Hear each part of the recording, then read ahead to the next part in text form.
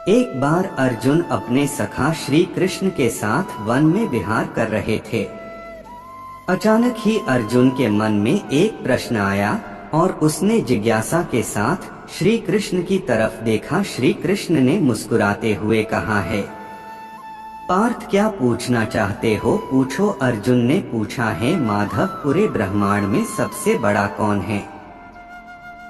श्री कृष्ण ने कहा है पार्थ, सबसे बड़ी तो धरती ही दिखती है, पर इसे समुद्र ने घेर रखा है, मतलब यह बड़ा नहीं।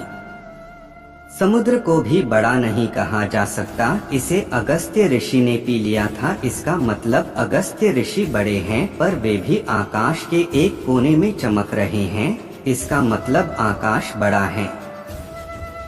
पर इस आकाश को भी मेरे वामन अवतार ने अपने एक पग में नाप लिया था, इसका मतलब सबसे बड़ा मैं ही हूँ, पर मैं भी बड़ा कैसे हो सकता हूँ? क्योंकि मैं अपने भक्तों के हृदय में वास करता हूँ, अर्थात सबसे बड़ा भक्त है। इस तरह भक्त के हृदय में भगवान बसते हैं, इसलिए इस संसार में सबसे बड़ा भक्त है। अपनी इस कहानी में मैं यही कहना चाहता हूँ कि ईश्वर कभी खुद को बड़ा नहीं कहता।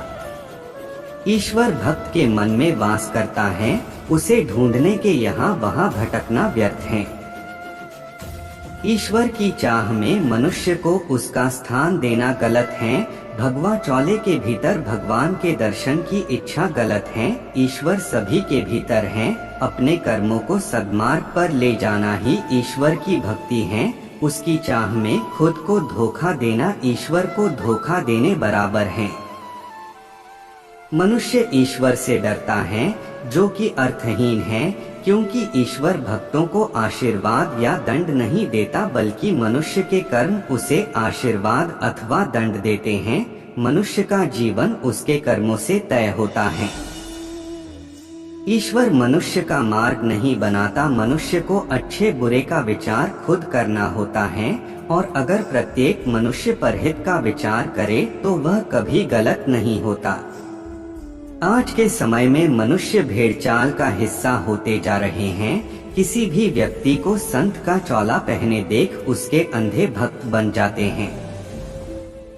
अपने कर्मों का विचार किए बिना उस पाखंडी की बनाई राह को अपना जीवन बना लेते हैं।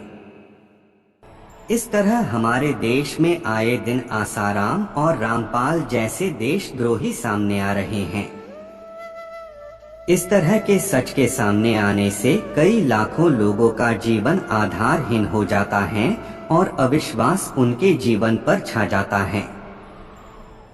देश के लिए सभी को जागने की जरूरत है, ईश्वर के रूप को सही तरह से समझने की जरूरत है।